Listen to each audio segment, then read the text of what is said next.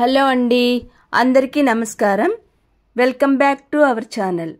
మోహిత కథ తర్వాత భాగం తెలుసుకుందాం. మోహితతోటి రఘురామ్ గారు నువ్వు తొందరపడ్డావేమో అని అంటారు.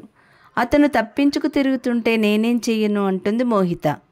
అను సంగతి ఆలోచించి అయినా ఆయన నోటివాక్యం పూర్తి కాకముందే మోహిత ఆవేశంగా అంది, అంకుల్, నాకు అసలు నచ్చంది అది. పిల్లల్ని అడ్డు పెట్టుకొని వారి కోసం రాజీ పడుతున్నామంటూ మనకి మనం నచ్చ చెప్పుకోవటం అనేది పిరికితనం. అను పెద్దయిన తర్వాత ఇష్టం లేకపోవడం వల్ల విడిపోయామంటే మమ్మల్ని అభినందిస్తాడు, కానీ ఎందుకు విడిపోయారమ్మా అని మాత్రం అనడు. నాకు అది బాగా నమ్మకం. నేను వాడిని అలా పెంచుతాను. ఇంత పసి వయసులో హాస్టల్లో వదలడం, ఈ సెంటిమెంట్ను కూడా నమ్మను. వాణ్ణి వాడిగా ఎదగనిస్తాను. వాడిలో అర్థం చేసుకునే సంస్కారం వస్తే నన్నుగా అర్థం చేసుకుంటాడు. అర్థం చేసుకోకపోయినా నేను బాధపడను. ఆయన మోహిత మొహం చూశారు. నాజూకైన ఆ మొహం మనసు సంఘర్షణలో సుడిపడి కమిలినట్టయింది. మోహిత తొందరపడే మనిషి కాదు. కొడుకు అన్నా, సంసారం అన్నా, అత్తగారు మామగారు అన్నా మోహితకి ఎంత ప్రేమో తనకి తెలియంది కాదు.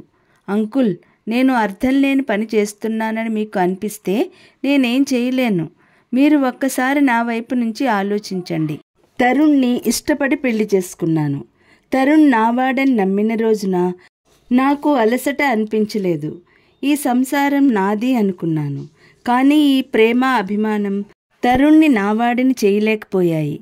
అతన్ని అన్ను జ్ఞాపకం రాకుండా మరిపించలేకపోయాను.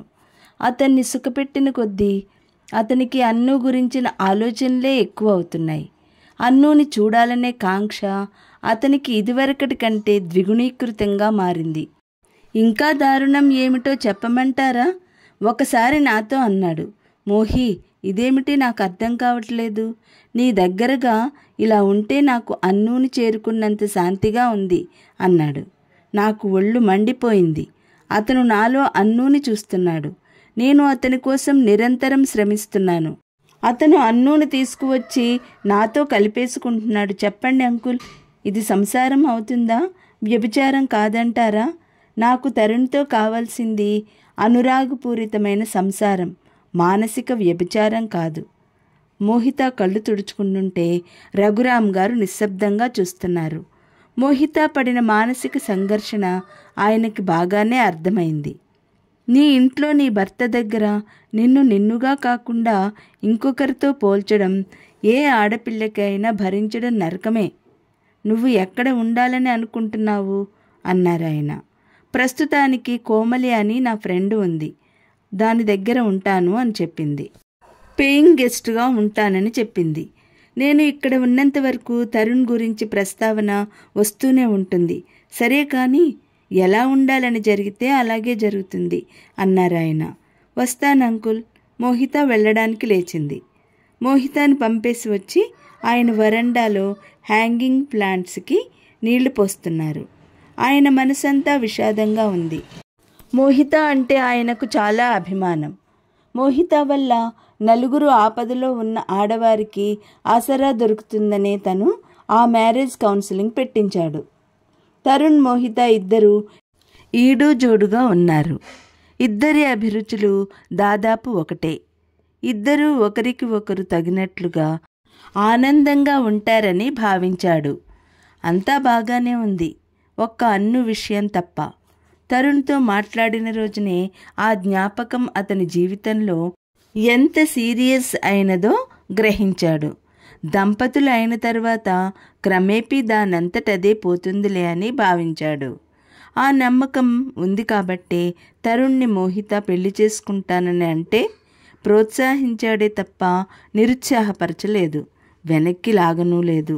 ఇందులో నా బాధ్యత కూడా సగం ఉంది అంటూ ఆయన బాధపడుతున్నారు. ఇంతలో వాకిట్లో కారు ఆగిన చప్పుడైంది. ఆయన తిరిగి చూశారు. తరుణ్ కారు దిగి లోపలికి వస్తున్నాడు. హలో, పలకరించాడు అతనే. ఇక్కడికి మోహిత వచ్చిందా? కనీసం నమస్కారం అని కూడా అనకుండా అడిగేశాడు. వచ్చింది అన్నారాయన. ఏది?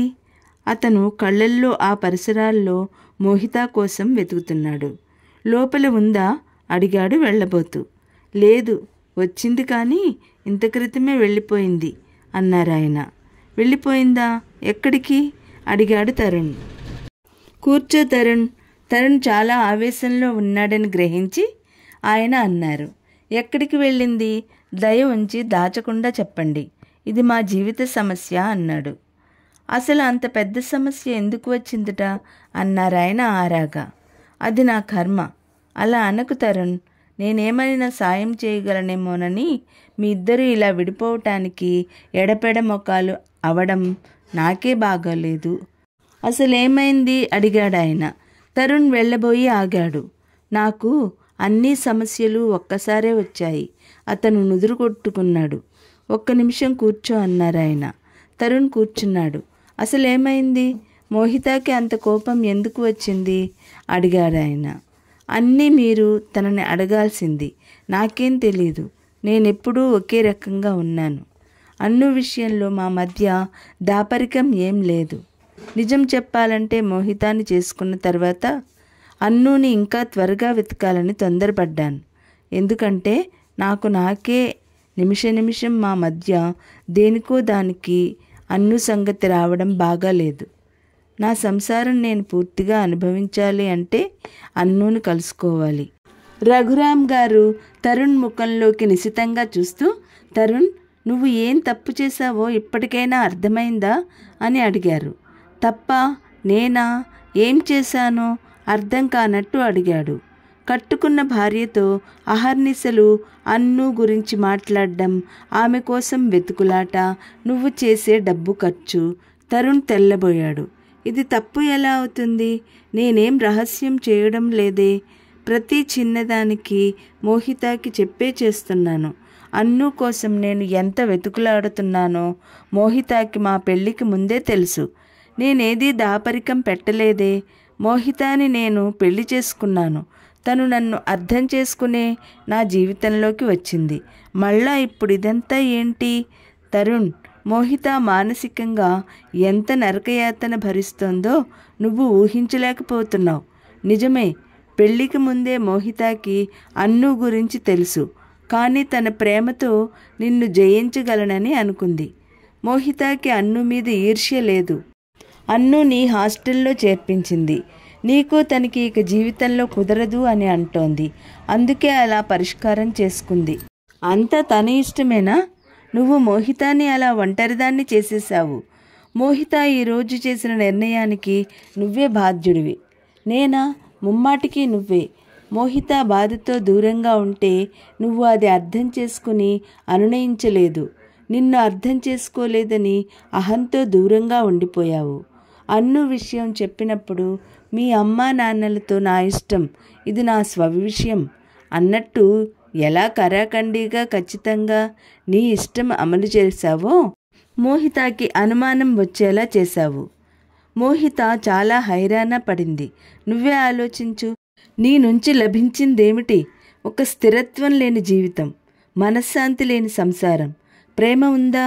నీతో గడుపుతున్న జీవితం అది దాంపత్యమా లేక వ్యభిచారమా అన్నంత తీవ్రస్థాయి ఆలోచనకి వెళ్ళిపోయింది. తరుణ్, మోహిత ఆవేశంతో ఒక్కరోజుకి తొందరపడి ఈ నిర్ణయం చేసుకోలేదు. చాలా అశాంతి చెందింది. నాకు ఫోన్ చేసేది. నేను చాలాసార్లు అనునయించాను. తరుణ్తో మాట్లాడి నిర్ణయించుకోమన్నాను. లాభం లేదంకుల్. ఒక వారం రోజులు బాగానే ఉంటాడు, మళ్ళీ మొదలు అంది నిస్పృహతో.